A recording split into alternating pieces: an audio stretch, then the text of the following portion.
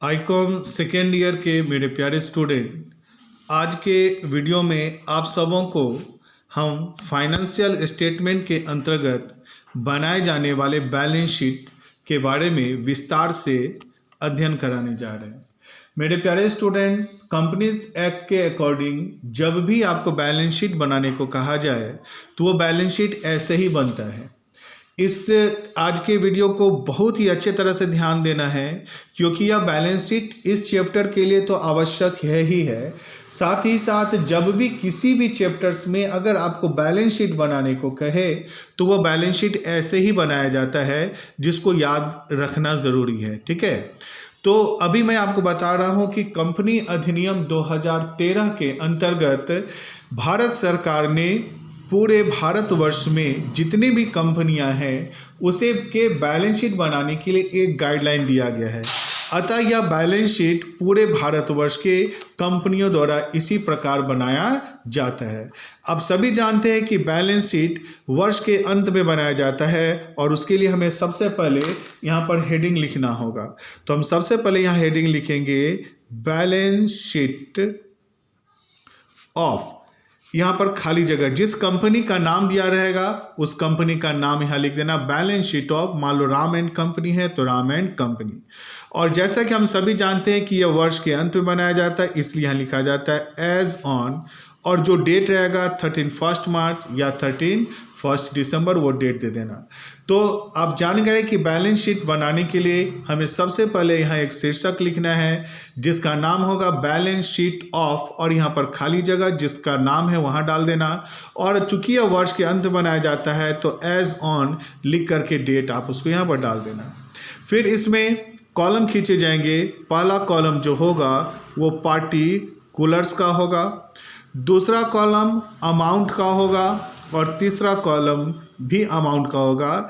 यहाँ पर balance sheet में और डेबिट और क्रेडिट नहीं होती है, तो आप सोचोगे सर यहाँ पर दो अमाउंट क्यों है? तो यहाँ पर इसलिए है कि इसे हम इनर कॉलम यानी आंतरिक अमाउंट कहते हैं और इसे बाह्य कॉलम यानी एक्सटर्नल कॉलम यानी बाह्य कॉलम के नाम से जानते हैं। तो आप सभी जानते हो कि बैलेंस शीट में दो पक्ष होते हैं।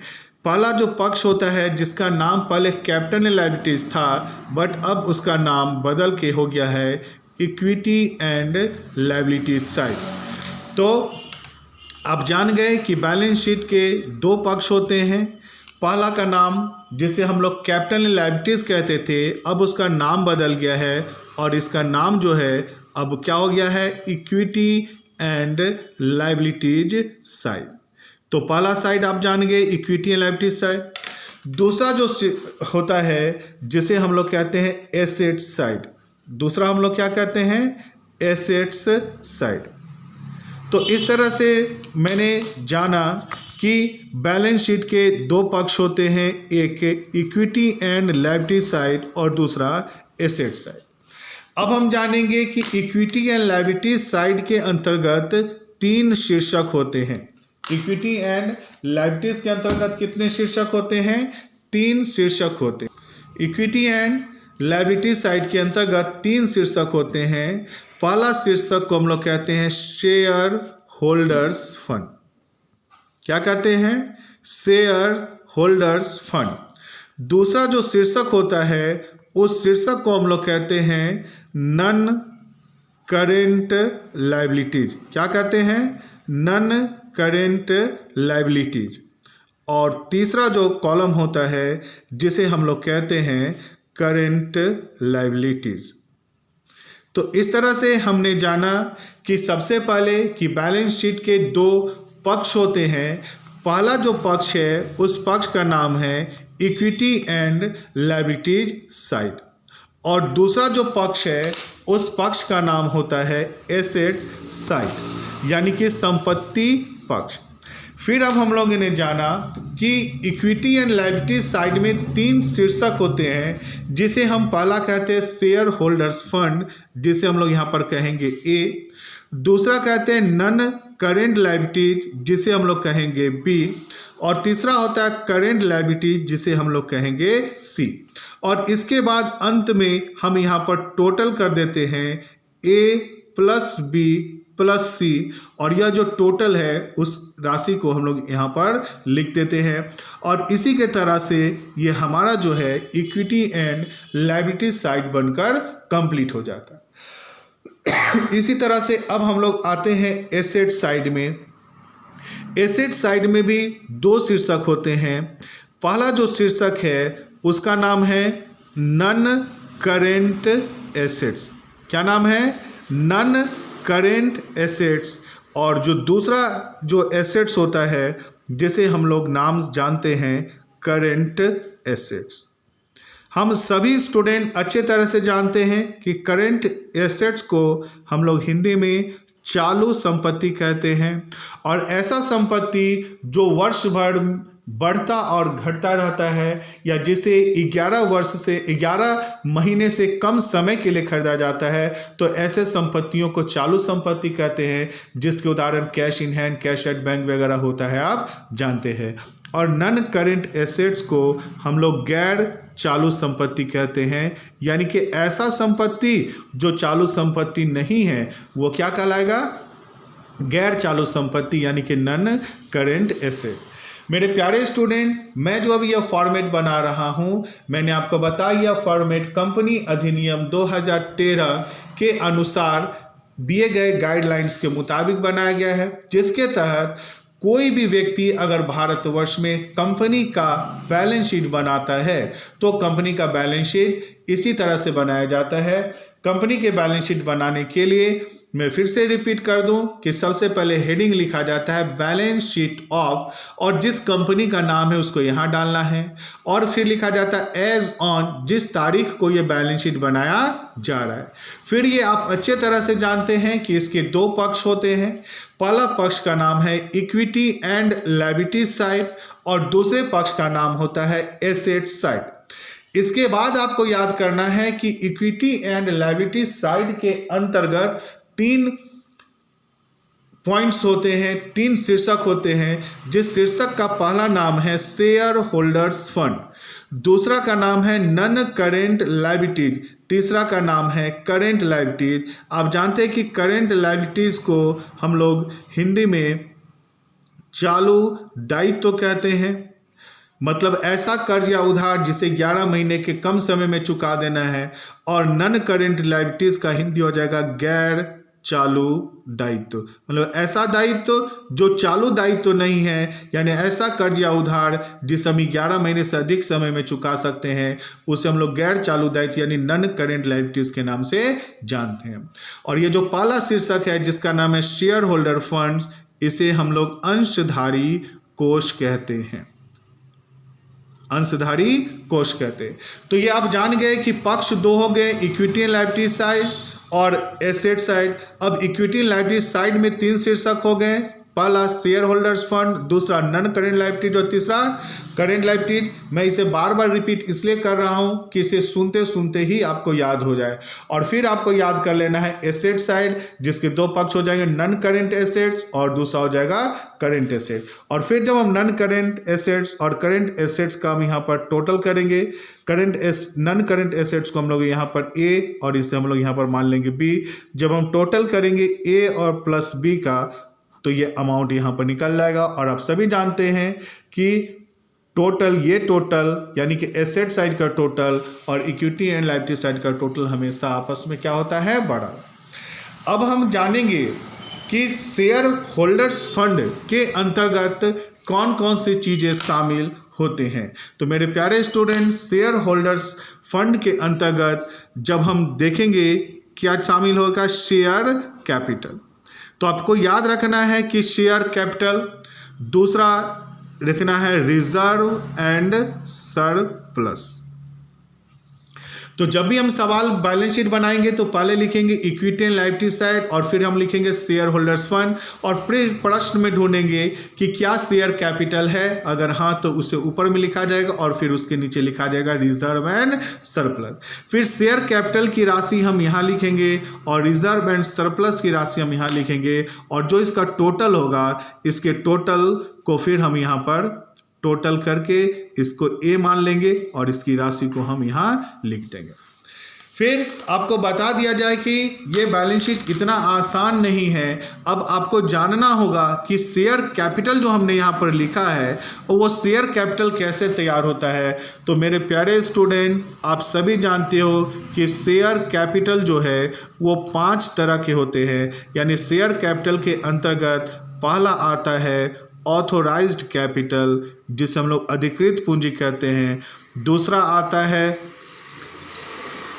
इशूड कैपिटल, जिसे हम लोग निर्गमित पूंजी कहते हैं। तीसरा आता है सब्सक्राइब्ड कैपिटल, जिसको हम लोग आवेदित पूंजी कहते हैं। चौथा आता है कॉल्ड अप कैपिटल, जिसे हम लोग मांगी गई पूंजी कहते हैं। और पांचवा आता है पेड अप कैपिटल, जिसको हम लोग दत्त पूंजी कहते हैं। तो सवालों में आप जान गए कि बैलेंस शीट बनाने के लिए हम सबसे पहले इक्विटी एंड लायबिलिटीज लिखेंगे, फिर उसके नीचे पहला शीर्षक शेयर होल्डर्स फंड लिखेंगे। और शेयर होल्डर्स फंड में सबसे पहले लिखा जाता है शेयर कैपिटल। और शेयर कैपिटल की राशि कैसे निकाली जाती है? तो यदि प्रश्न में शेयर कैपिटल की राशि डायरेक्ट है तो उसकी राशि को डायरेक्ट लिख दो, और अगर नहीं है तो इन सभी को देखो और उसमें जो पेडअप होगा वही ओरिजिनल अमाउंट होता है, और उसी राशि को हम लोग शेयर कैपिटल के समक्ष लिखेंगे। फिर आ जाता है दूसरा चीज रिजर्व एंड सरप्लस। अगर रिजर्व एंड सरप्लस की राशि दी हुई है तो डायरेक्ट रिजर्व एंड सरप्लस लिख दो, और अगर रिजर्व एंड सरप्लस की राशि नहीं दी हुई है तो आपको निकालना होगा। और तब फिर यहाँ से एक वर्किंग नोट बनाना होगा जहाँ लिखना होगा रिजर्व एंड सरप्लस। और रिजर्व एंड सरप्लस के अंतर्गत सिक्योरिटी प्रीमियम आता है, सिंकिंग फंड आता है, कैपिटल रिजर्व आता है, जनरल रिजर्व आता है। इस तरह से आप कोई भी फंड लिखा हुआ रहे, कोई भी रिजर्व लिखा हुआ रहे, तो प्रॉफिट एंड लॉस लिखा हुआ रहे, तो आप समझ लेना कि ये सभी रिजर्व एंड सरप्लस के अंतर्गत आने वाले मदे हैं। और इन सभी मदों को यहाँ वर्किंग नोट में हम क्या करेंगे? जोड़ेंगे। और जोड़ने के बाद जो राशि आएगी, इस राशि को हम लोग किसके अंतर्गत लिख देंगे? Reserve and surplus. लेकिन अगर क्वेश्चन में डायरेक्ट रिजर्व एंड सरप्लस का अमाउंट है तब यहाँ डायरेक्ट ही लिखा जाएगा।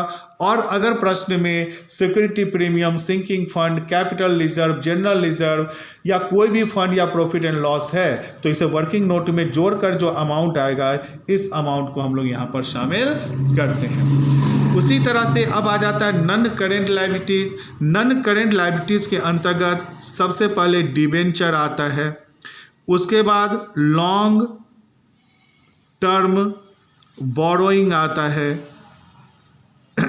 ठीक है, ये सभी चीज़ें आते हैं। अगर ये सारी चीज़ें हैं तो उन सभी राशि को हम लोग यहाँ पर अंदर में लिखेंगे, और फिर इसका हम लोग यहाँ पर क्या निकाल देंगे? टोटल, जिसे क्या माना जाएगा? बी। और फिर इस राशि को हम लोग यहाँ पर बाहर में लिख देंगे। फिर जो चीज़ें आती है वो आएगी आपका कौन सा चीज़? Current liabilities. और करेंट लायबिलिटीज के अंतर्गत कौन कौन सी चीज़ें आती हैं वे आप अच्छे तरह से जानते हैं। करेंट लायबिलिटीज के अंतर्गत बिल्स पेबल आता है, सन्ड्री क्रेडिटर आता है, आउटस्टैंडिंग एक्सपेंसेज आता है, ये सभी हम जानते हैं। तो वो सभी चीज़ आएंगे। लेकिन कुछ ऐसे नाम अभी मैं लिख रहा हूँ जो आप नहीं जानते हैं। जैसे आपको लॉन्ग टर्म के जगह में लिखा जाएगा शॉर्ट टर्म लायबिलिटीज़ हो सकता है, उसके बाद ट्रेड पेएबल हो सकता है, फिर अदर करेंट लायबिलिटी, इस सब होगा। और इन सभी अमाउंट को हम लोग यहाँ लिखेंगे, और फिर इसको हम लोग यहाँ पर क्या लगाएंगे? टोटल। और ये हो जाएगा टोटल सी, जिसकी राशि हम लोग यहाँ बाहर लिखते हैं। फिर हम लोग total A, total B, total सी को जोड़ेंगे तो ये राशि यहाँ पर निकल जाएगा। अब यहाँ पर मैं आपको बता दूं कि करेंट लायबिलिटीज के अंतर्गत जितने भी मदे आते हैं वो कौन कौन से चीज़ें आते हैं, तो मैं यहाँ पर लिख दे रहा हूँ करेंट लायबिलिटीज। करेंट लायबिलिटीज के अंतर्गत मेरे प्यारे स्टूडेंट, आप जानते हो कि सबसे पहले आता है बैंक ओवरड्राफ्ट, जिसको बताने की जरूरत नहीं है। दूसरा आता है बिल्स पेबल, फिर आता है सन्ड्री क्रेडिटर्स, फिर आता है आउटस्टैंडिंग। इस तरह से और भी चीज़ें आते हैं। ये चारों तो आपको याद होगा। तो नया चीज़ जो आपको याद करना है वो क्या लिखा हुआ? Short term liabilities. फिर क्या आता है, ट्रेड पेएबल, फिर आता है शॉर्ट टर्म प्रोविजन। अगर ये सभी चीजें रहे तो इन सभी की राशि को हम लोगों को यहाँ पर क्या करना होगा, जोड़ना पड़ेगा, और जो ये राशि है इस राशि को उठाकर हमें करेंट लायबिलिटीज की ओर लिखना पड़ेगा, तब जाकर के हमारा equity and liability side complete हो जाएगा। तो मेरे प्यारे स्टूडेंट, मैं फिर से समझा दूं कि जब भी मुझे बैलेंस शीट बनाना होता है तो हम लोग सबसे पहले लिखेंगे बैलेंस शीट ऑफ, और यहाँ पर जिस कंपनी का नाम होगा नाम लिखना, फिर लिखना एज ऑन, और फिर जो डेट होगा वहाँ डेट लिखना। फिर शुरुआत जो है सबसे पहले किससे होगी, इक्विटी एंड लायबिलिटी साइड से, और हम जान चुके हैं कि इक्विटी एंड लायबिलिटी साइड के अंतर्गत सबसे पहले शेयर होल्डर्स फंड शीर्षक लिखा जाता है, और फिर उस शीर्षक के अंतर्गत हम सबसे पहले क्या लिखेंगे, शेयर कैपिटल। अगर प्रश्न में शेयर कैपिटल की राशि दी हुई है तो डायरेक्ट हम शेयर कैपिटल का अमाउंट यहाँ लिख देंगे, और अगर शेयर कैपिटल की राशि नहीं दी हुई है और उसके जगह में authorised capital, issued capital, subscribed, called up और पेड अप कैपिटल दिया हुआ है, तो इसकी सहायता से हम शेयर कैपिटल की गणना करेंगे और फिर इस राशि को उठाकर हम यहाँ लिख देंगे। और अगर शेयर कैपिटल की राशि नहीं भी है तो भी ये शीर्षक आपको लिखना होगा शेयर कैपिटल, और राशि नहीं है तो यहाँ पर NIL नील लिखकर छोड़ दीजिएगा। दूसरा जो आता है वो आता है रिजर्व एंड सरप्लस। मान लो कि रिजर्व एंड सरप्लस की राशि दी हुई है तो डायरेक्ट आपको यहाँ पर रिजर्व एंड सरप्लस की राशि लिखनी है, और रिजर्व एंड सरप्लस ना देकर अगर आपको दिया हुआ है security premium, sinking fund, capital reserve, general reserve, किसी भी तरह का फंड या प्रॉफिट एंड लॉस, तो समझ लेना कि ये सभी रिजर्व एंड सरप्लस की ही चीजें हैं, और इसको लिख कर यहाँ टोटल करना और तब इस अमाउंट को यहाँ पर लिखना रिजर्व एंड सरप्लस।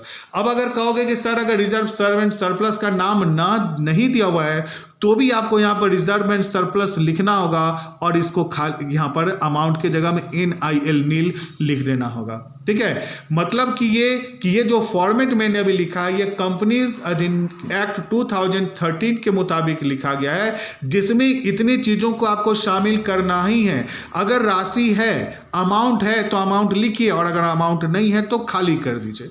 ठीक है, तो फिर से रिपीट कर दें कि बैलेंस शीट के इक्विटी एंड लायबिलिटी साइड में सबसे पहला हेडिंग हमें शेयर होल्डर्स फंड लिखना है, दूसरा शेयर कैपिटल हमें लिखना ही है, अमाउंट है तो अमाउंट लिखेंगे, नहीं है तो NIL नील खाली जगह छोड़ देंगे। फिर दूसरा रिजर्व एंड सरप्लस प्रश्न में है तो रिजर्व एंड सरप्लस लिखेंगे, नहीं है तो भी हमें यहाँ पर रिजर्व एंड सरप्लस लिखना होगा, और यहाँ पर अमाउंट खाली हो जाएगा, और फिर यहाँ पर टोटल A करके इस दोनों की राशि को यहाँ पर जोड़ेंगे, नहीं है तो यहाँ पर खाली अमाउंट रह जाएगा।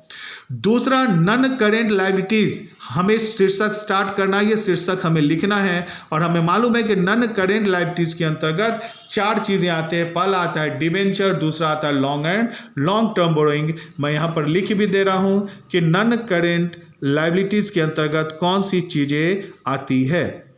तो नन करेंट लायबिलिटीज के अंतर्गत जो सबसे पहला चीज आता है वो आता है डिबेंचर, दूसरा चीज जो आता है वो आता है लॉन्ग टर्म बोरोइंग, फिर तीसरा जो आता है वो आता है लॉन्ग टर्म प्रोविजन। ठीक है, प्रोविजन, और चौथा जो आता है वो तुम्हारा अदर नन करेंट लायबिलिटीज लिखा हुआ रहेगा। तो ये सारी चीज़ें रहेंगे, तो इन सब के अमाउंट हमें यहाँ लिखने हैं, और लिख करके इसका क्या करना है, टोटल, और इस टोटल की राशि को हमें इस जगह में सेट कर देना है। ठीक है, अगर 1-2 पॉइंट है तो नॉन करेंट लायबिलिटीज के नीचे ही इसको लिख करके आप उसको टोटल कर सकते हैं। फिर तीसरा जो आता है वो आता है करेंट लायबिलिटीज। अगर करेंट लायबिलिटीज है तो इसके नीचे लिखना है, और मैंने आपको बता दिया है कि करेंट लायबिलिटीज के अंतर्गत ये सारे चीज़ें आते हैं, अगर है तो इसको यहाँ लिख देना है, और फिर इसकी राशि को जोड़कर यहाँ पर क्या करना है, टोटल C। तो इस तरह से हमें इक्विटी एंड लायबिलिटी साइड के अंतर्गत 3 शीर्षक के लिखने होते हैं। पहला शेयर होल्डर्स फंड, दूसरा नॉन करेंट लायबिलिटीज, और तीसरा करेंट लायबिलिटीज। और इसके अंतर्गत कौन कौन से मदे आते हैं मैंने इसका यहाँ पर विस्तार से लिख दिया हूँ, इसको रोक करके आप याद कर लेना। शेयर कैपिटल के अंतर्गत ये सभी चीज़ आते हैं, रिजर्व एंड सरप्लस के अंतर्गत ये चीज़ आते हैं, करेंट लायबिलिटीज के अंतर्गत ये सभी चीज़ें आते हैं, और नॉन करेंट लायबिलिटीज के अंतर्गत ये सारी चीज़ें आते हैं। इसके बाद जो बारी आती है वो आती है एसेट साइड की, जिसमें हम जानते हैं कि एसेट्स दो तरह के होते हैं, नन करेंट एसेट और दूसरा करेंट एसेट।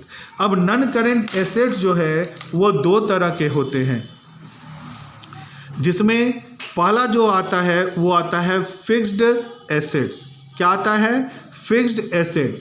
फिक्स्ड एसेट्स के बाद जो दूसरी चीज़ आते हैं वो आता है तुम्हारा नन करेंट इन्वेस्टमेंट। क्या आता है? Non current investment. लेकिन इसमें और अन्य चीज़ें भी आ सकते हैं, ठीक है, लेकिन अभी उतना आप समझ नहीं पाओगे, तो इतना ही याद रखो, फिक्स्ड एसेट्स और नन करेंट एसेट्स। और फिर ये जो फिक्स्ड एसेट्स है वो दो तरह के होते हैं, एक होता है टाइंजेबल फिक्स्ड एसेट्स। क्या होता है? टाइंजेबल फिक्स्ड एसेट्स। और दूसरा होता है इनटाइंजिबल फिक्स्ड एसेट्स। टाइंजेबल फिक्स्ड एसेट्स को हम लोग यहाँ पर कहते हैं मूर्त संपत्ति, और इनटाइंजेबल एसेट्स को हम लोग कहते हैं यहाँ पर अमूर्त संपत्ति।